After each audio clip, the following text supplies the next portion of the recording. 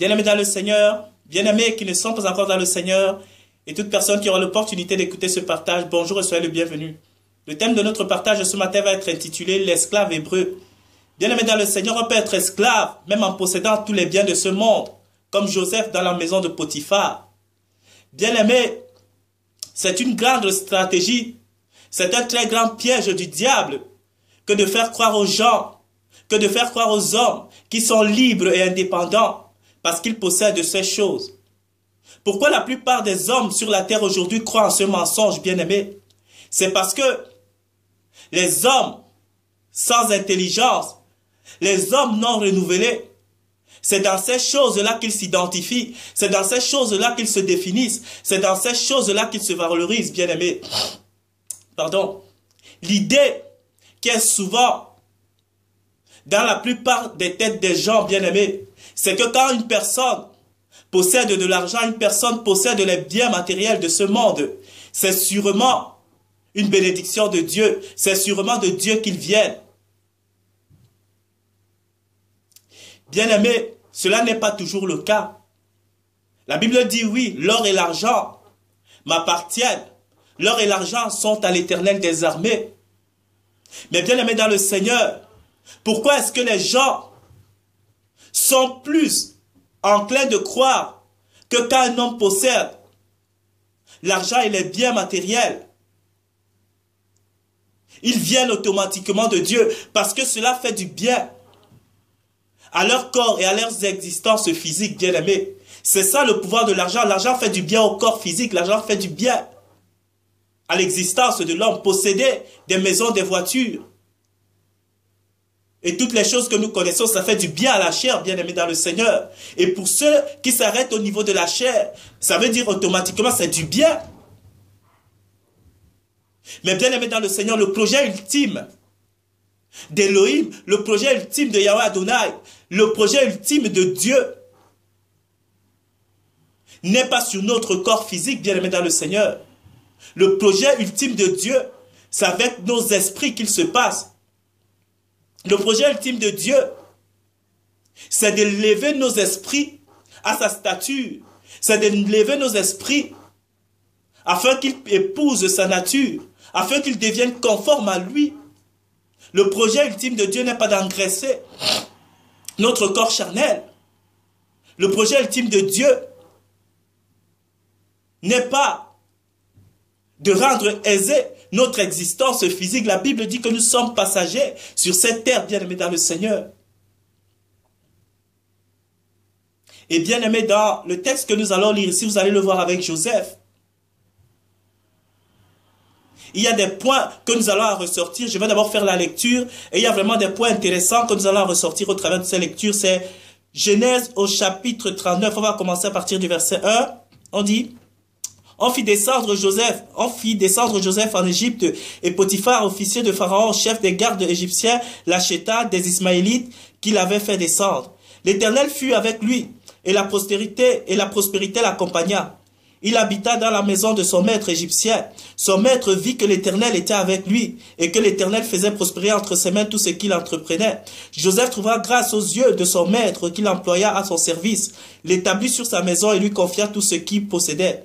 Dès que Potiphar l'eut établi sur sa maison et sur tout ce qu'il possédait, l'Éternel bénit la maison de l'Égyptien à cause de Joseph. Et la bénédiction de l'Éternel fut sur tout ce qui appartenait, soit à la maison, soit au champ. Il abandonna aux mains de Joseph tout ce qui lui appartenait. Il n'avait avec lui d'autre soin que de prendre sa nourriture. Or, Joseph était beau de taille et de figure. Après ces choses, il arriva que la femme de son maître porta les yeux sur Joseph et dit: Couche avec moi. Il refusa et dit à la femme de son maître: Voici, mon maître ne prend avec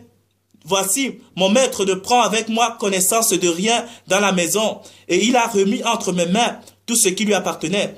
Il n'est pas plus grand que moi dans cette maison. Il ne m'a rien interdit, excepté toi, parce que tu es sa femme. Comment ferais-je un aussi grand mal, et comment pécherais-je contre Dieu? Quoiqu'elle parlât tous les jours à Joseph, il refusa de coucher auprès d'elle, d'être avec elle. Un jour, qu'il était entré dans la maison pour faire son ouvrage, et qu'il n'y avait là aucun des gens de la maison, elle le saisit par son vêtement, et en disant: Couche avec moi. Il lui, il lui laissa son vêtement dans la main et s'enfuit dehors. Lorsqu'elle vit qu'il avait laissé son vêtement dans la main et qu'ils étaient enfuis dehors, elle appela les gens de sa maison et leur dit, voyez, il nous a amené un Hébreu pour se jouer de nous. Cet homme est venu vers moi pour coucher avec moi, mais j'ai crié à haute voix. Et quand il a entendu que j'élevais la voix et que je criais, il a laissé son vêtement à côté de moi et s'est enfui dehors. Et elle posa le vêtement de Joseph à côté d'elle jusqu'à ce que son maître rentre à la maison. Alors elle lui parla ainsi, l'esclave hébreu que tu nous as amené est venu vers moi pour se jouer de moi. Bien-aimé dans le Seigneur, c'est pourquoi j'ai intitulé ce petit partage l'esclave hébreu. Ici, bien-aimé dans le Seigneur, on se rend compte de quelque chose, du nom de Joseph, de l'appellation de Joseph pour cette femme-ci. Parce que quand j'analyse la situation ici, la Bible dit que Dieu a béni cette maison. Dieu a béni la maison de l'Égyptien Potiphar et sa femme à cause de la grâce qui était sur Joseph. Et je me rends compte que si aujourd'hui on a ce qu'on appelle dans nos sociétés modernes, des bonnes ou des boys à tout faire, des gens qui entretiennent des maisons, et si, étant toi un homme à tout faire dans la maison d'un homme riche, et qu'au travers de toi cet homme est béni, ben, je suis sûr que les relations entre toi et cet homme vont très bien se passer parce qu'il sait que c'est au travers de toi que Dieu met sa main sur lui, bien-aimé dans le Seigneur. Donc, dans cette circonstance, si tout se passait bien, entre Potiphar et Joseph, entre Potiphar et la femme de Joseph, jusqu'au jour où elle a commencé à tendre les yeux vers Joseph pour que Joseph couche avec elle. Il n'y avait pas de problème. Et je suppose que jusqu'à ce jour, elle appelait Joseph par son prénom, Joseph. Mais vous allez voir ici au verset 17 que tout a basculé. Ce n'était plus devenu Joseph, c'était devenu l'esclave hébreu. Ce qui m'est amené de comprendre ici, bien-aimé, ce qui peut nous être amené à tirer comme leçon ici, c'est que bien qu'en étant recouvert d'abondance matérielle, d'abondance financière, de la reconnaissance des gens autour de nous, bien-aimés, cela peut amener un homme à oublier son statut. Cela aurait pu amener Joseph à oublier son statut d'esclave ici. Parce que la Bible dit ici que dans la maison de cet maître égyptien qu'on appelait Potiphar, il ne lui avait rien interdit. Tout était à la disposition de Joseph. Joseph était devenu aussi comme un maître dans la maison. À part la femme de Potiphar, Potiphar avait laissé libre cours à Joseph sur tout ce qui lui appartenait, que ce soit dans les champs, que ce soit dans la maison. Bien-aimé, avec ce point de vue, Joseph aurait pu être amené à oublier qu'il était esclave. Et c'est la même chose qui se passe quand on possède les biens de ce monde, bien-aimé dans le Seigneur. Parfois, on peut être amené à oublier qu'on n'est qu'un serviteur d'un esprit qui s'appuie sur nous. Je prends dans les deux sens ici, que ce soit pour Dieu, que ce soit pour l'ennemi, bien-aimé dans le Seigneur. C'est pourquoi aujourd'hui, on rencontre dans le cadre des choses de Dieu, dans les églises, vous trouvez des gens qui se sont assis sur des congrégations, ils sont établis comme Dieu, comme des gourous au-dessus d'elles. Il n'y a plus de la place pour Jésus dans cette congrégation-là. Le prêtre, le bishop, l'archibishop, l'intendant, le pasteur, l'apôtre, le prophète de cette église est devenu Dieu. Quand vous les voyez marcher, quand vous voyez leur comportement, même chez les païens, il n'y a pas autant d'orgueil, bien-aimé dans le Seigneur. Ils se prennent pour Dieu.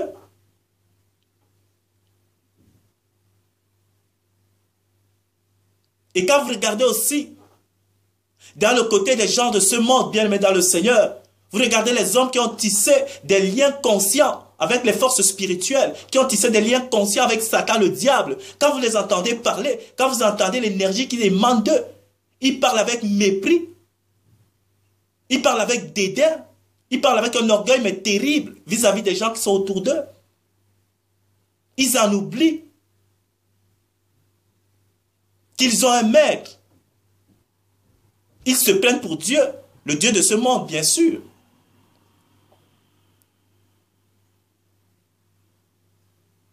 Et donc, bien-aimés dans le Seigneur, c'est ce qui se passe.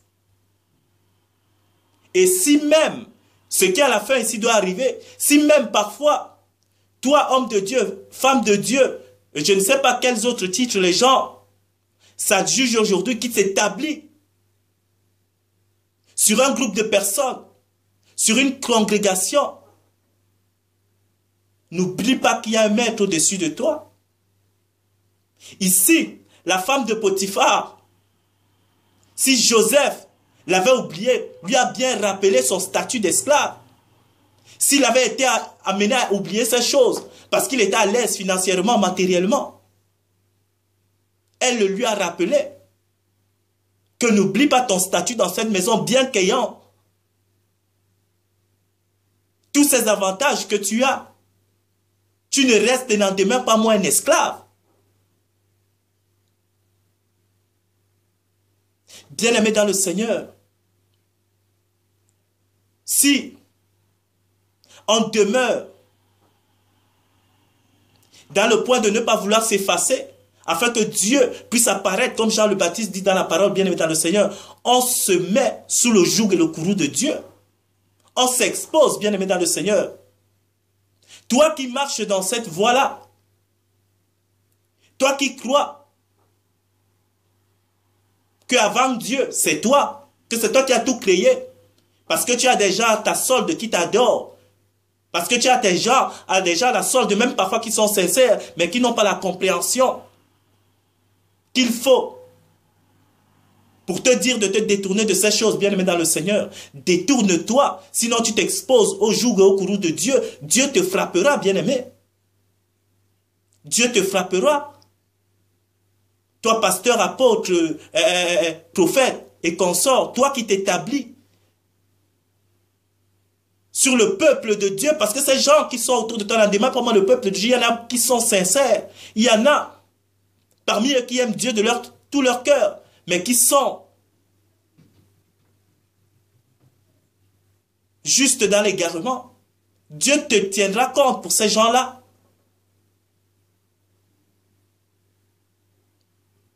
La femme de Potiphar a dit ici que l'esclave hébreu, ce n'était plus Joseph, bien-aimé dans le Seigneur, c'était l'esclave hébreu.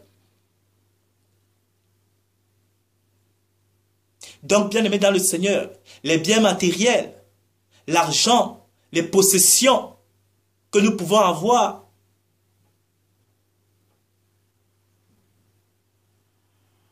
ne nous rendent pas automatiquement libres. Ne font pas de nous des personnes indépendantes. Chaque personne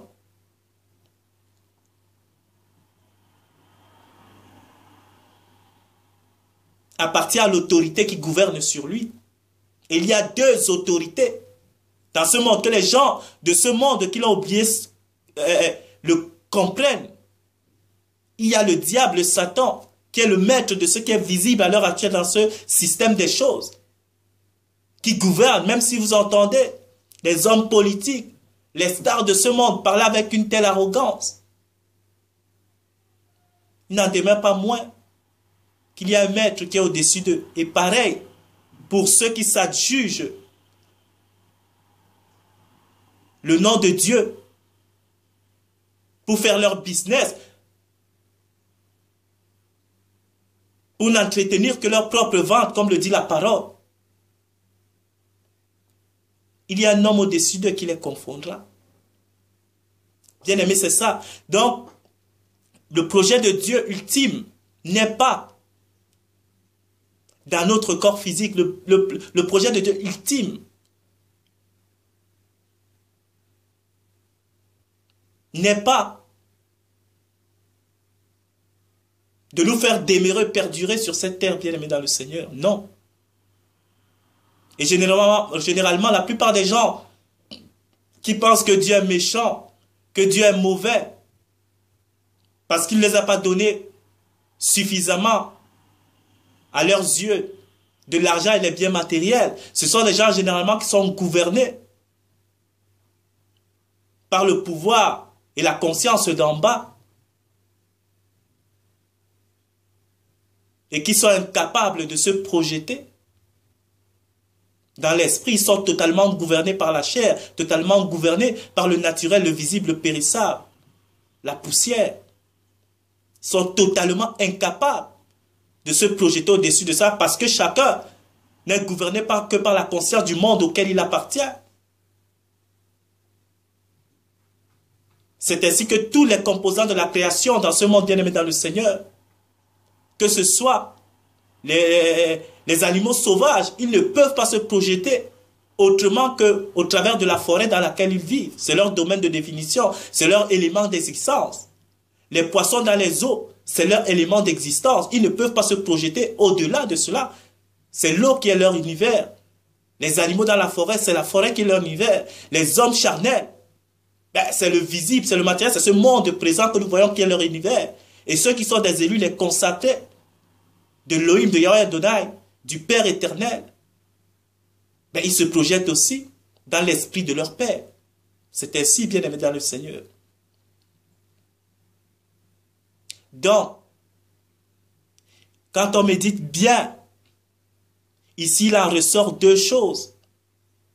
C'est que Joseph ici n'était pas privé de biens matériels dans la maison de Potiphar. Il n'était pas privé d'aucun avantage. Mais il n'en demeurait pas moins un esclave. Parce que quand le moment de tribulation est venu, quand le moment de l'épreuve est venu, on lui a rappelé son statut. Et quand on lit à la fin, il a été en prison, on connaît toute cette histoire. Mais c'est ça, bien aimé dans le Seigneur. Donc, la supercherie de l'ennemi, la supercherie du diable, qui consiste à nous faire croire que parce qu'on possède des choses, on est libre et indépendant. C'est un très grand mensonge, bien aimé dans le Seigneur. Sortons de ces choses. Je ne dis pas que l'Éternel ne donnera pas le vêtement, il ne donnera pas l'aliment, le manger, le boire. Non, Dieu n'est pas un persécuteur. Dieu n'est pas, comment je peux dire ça?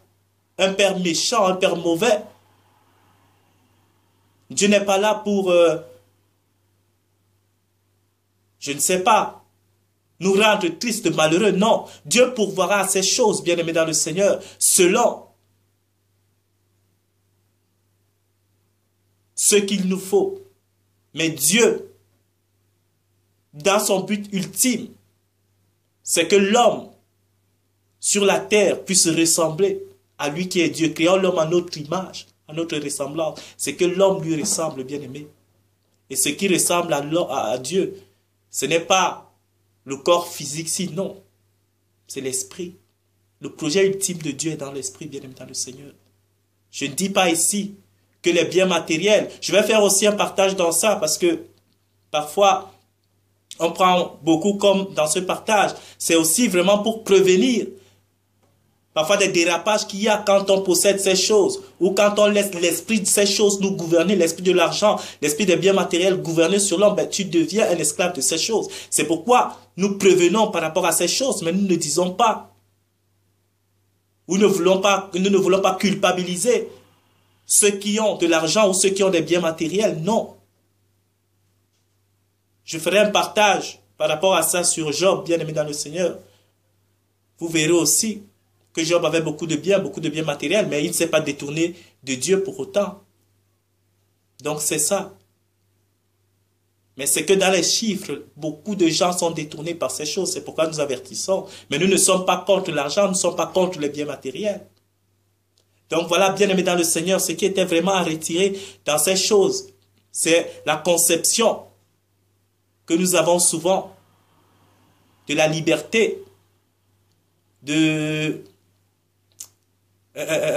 notre indépendance par rapport, parce qu'on a ces biens matériels, ou le fait que, parce qu'on possède ces biens matériels, cela vient forcément de Dieu. Ce n'est pas toujours le cas. Donc voilà, c'était mon partage de ce matin. Soyez bénis. Merci d'avoir pris de votre temps pour écouter ce partage et à la prochaine.